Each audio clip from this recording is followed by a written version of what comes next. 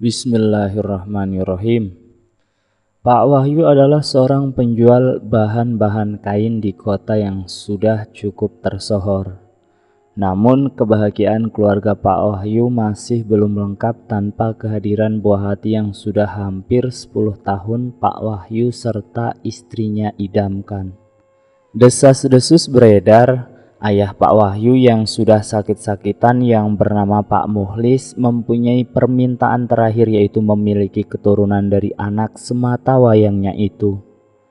Bahkan Pak Muhlis sampai membuat wasiat, jika sampai menutup mata Pak Muhlis masih belum kesampaian menggendong cucu dari anaknya, maka warisan untuk Wahyu hanya diberikan setengahnya saja, dan sebagian lagi akan dihibahkan.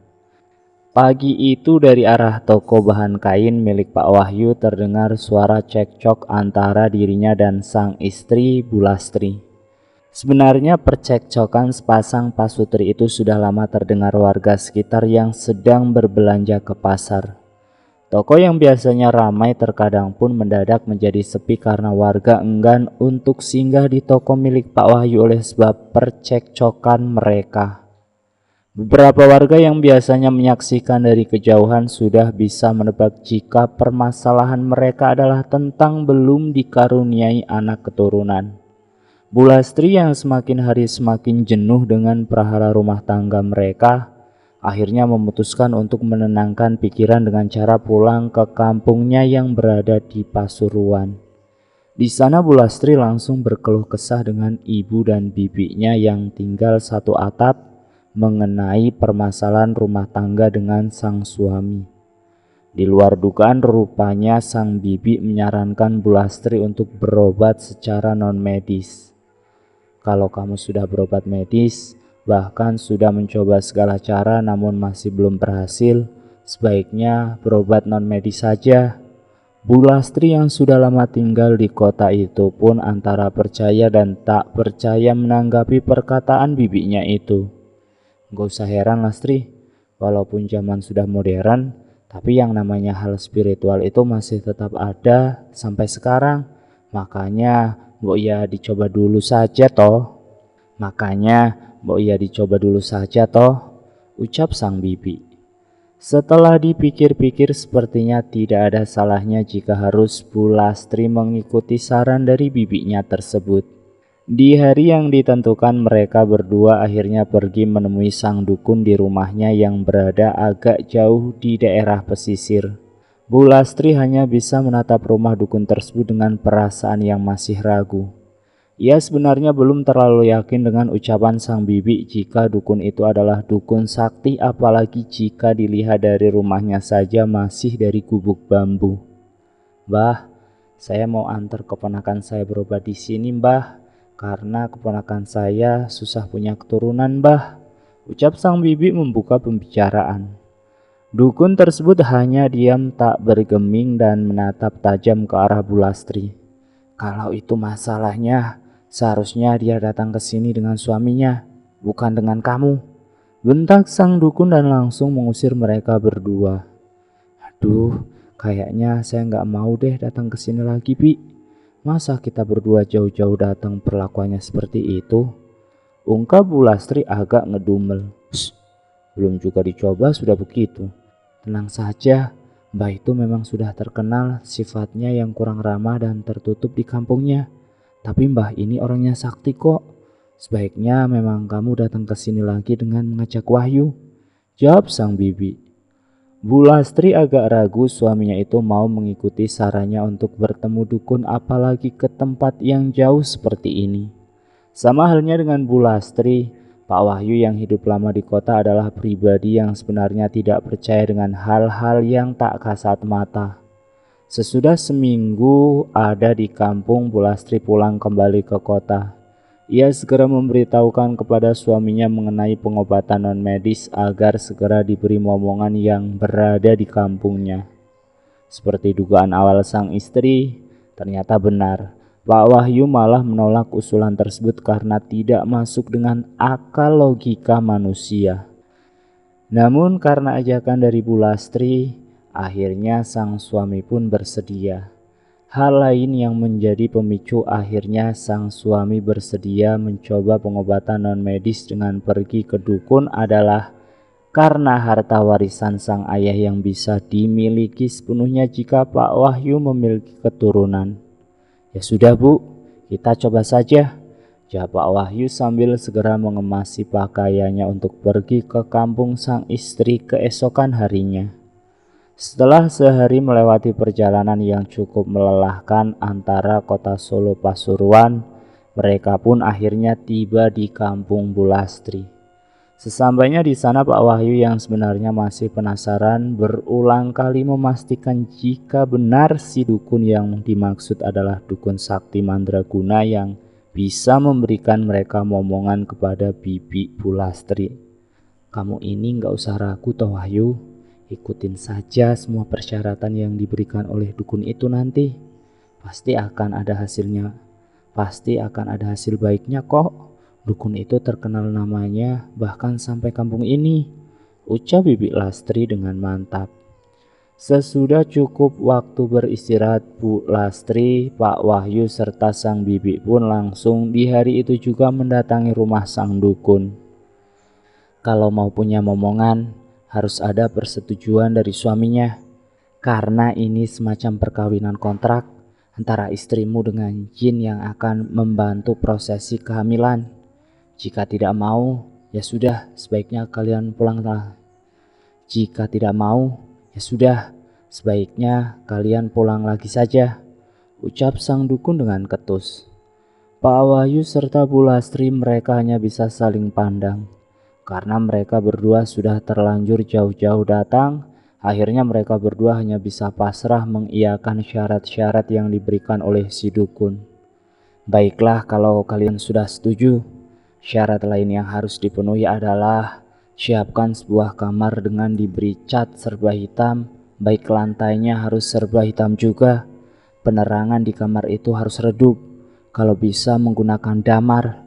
Jika kalian susah mencarinya, bisa menggunakan lampu kuning redup sebagai gantinya.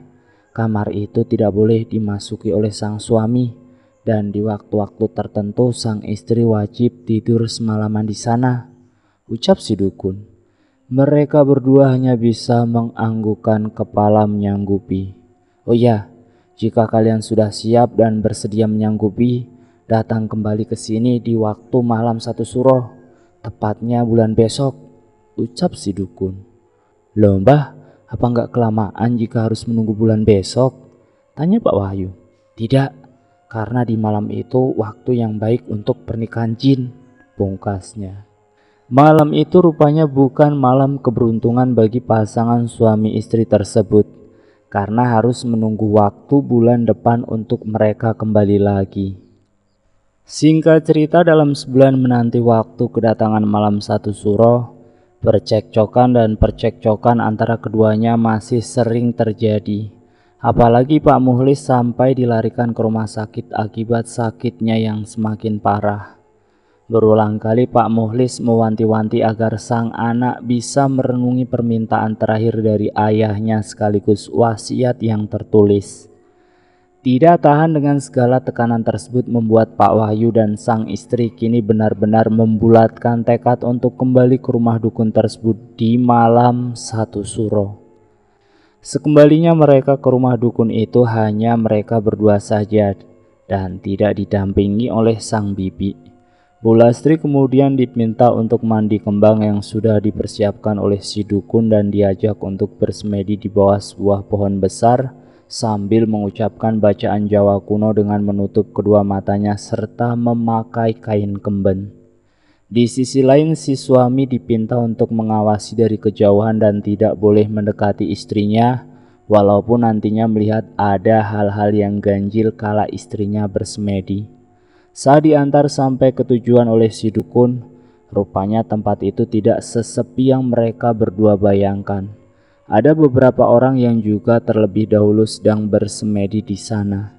Si istri lalu duduk bersila dan memejamkan mata sambil mulutnya berkomat kamit, sedangkan si suami duduk dari jarak sekitar 200 meter. Saat Pak Wahyu sedang menunggu istrinya, Kemudian punggungnya ditepuk oleh orang yang tak dikenali. "Pak, lagi nunggu siapa yang ritual?" tanya seorang bapak-bapak parubaya dengan suara yang berbisik-bisik. "Istri saya, Pak," jawab Pak Wahyu dengan pelan.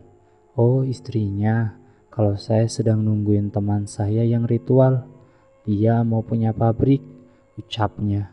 Seketika Pak Wahyu hanya bisa tertegun mendengar hal itu.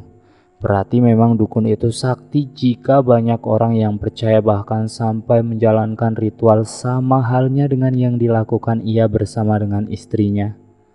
Tak lama teman dari si bapak misterius tadi datang menghampiri. Ia menandakan isyarat tubuh jika sudah selesai bersemedinya dan langsung berpamitan pulang duluan. Pak Wahyu kini kembali duduk seorang diri sambil menyulut sebatang rokok. Berselang sekitar 30 menit kemudian, istrinya datang menghampirinya sambil mengajaknya pulang. "Sudah berhasil, Pak. Ibu sudah bertemu seorang lelaki tampan dengan pakaian zaman dahulu yang berkata jika ia akan datang di tiap malam-malam Kliwon untuk bersetubuh. Hal itu harus dilakukan sampai ibu bisa hamil, Pak," ucap Bu Lastri dengan sumringah. Pak Wahyu hanya bisa menghela nafas. Baginya tidak masalah jika tubuh istrinya itu dicicipi oleh makhluk tak kasat mata, asal jangan manusia sungguhan. Pak Wahyu dan istrinya pun segera bergegas untuk merombak salah satu kamar kosong di rumah mereka sesuai dengan arahan si dukun, serta di waktu-waktu yang ditentukan Bu Lastri akan tidur di sana.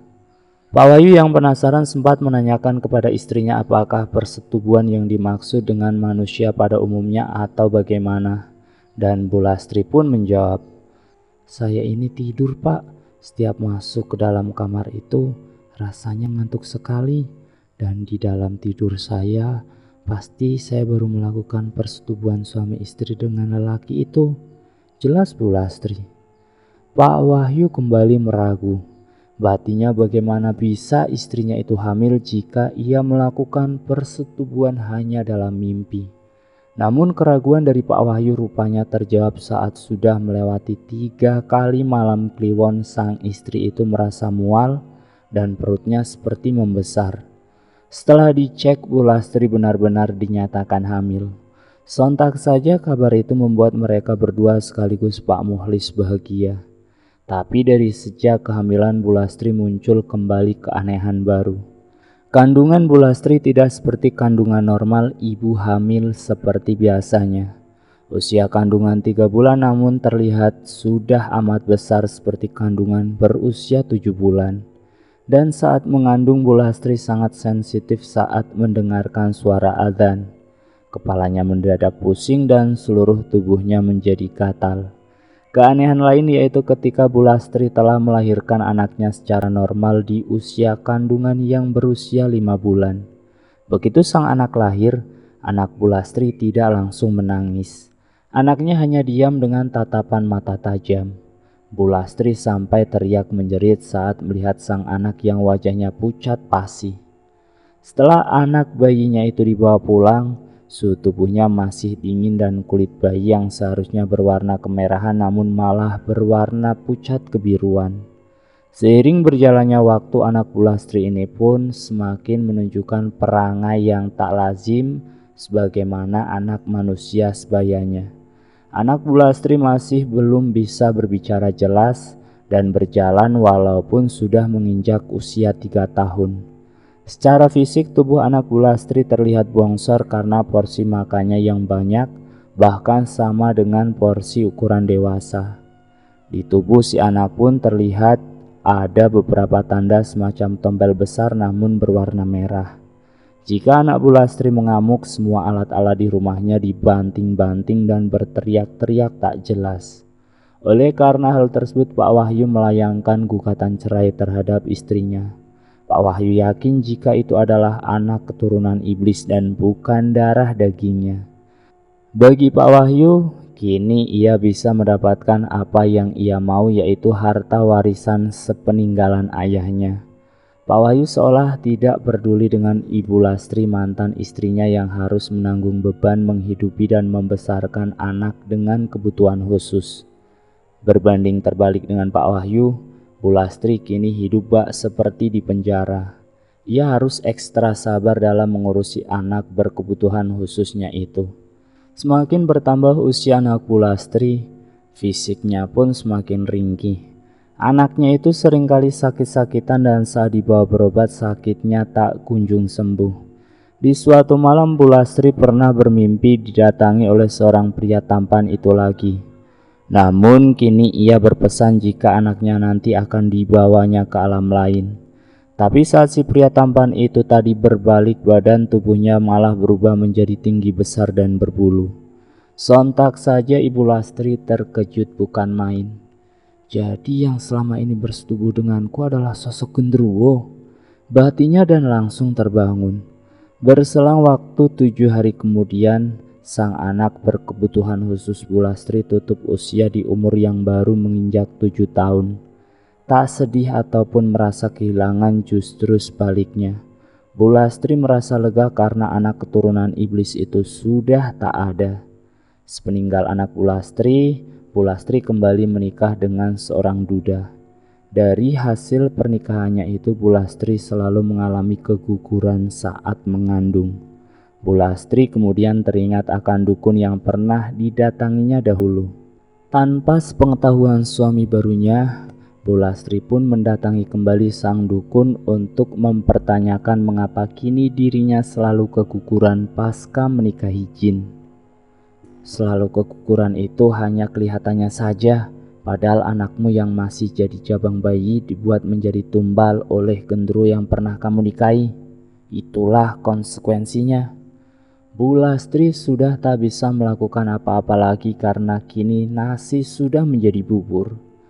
Ia pun sudah terikat perjanjian pernikahan dengan iblis akibat tekanan memiliki keturunan dari suaminya serta mertuanya dahulu.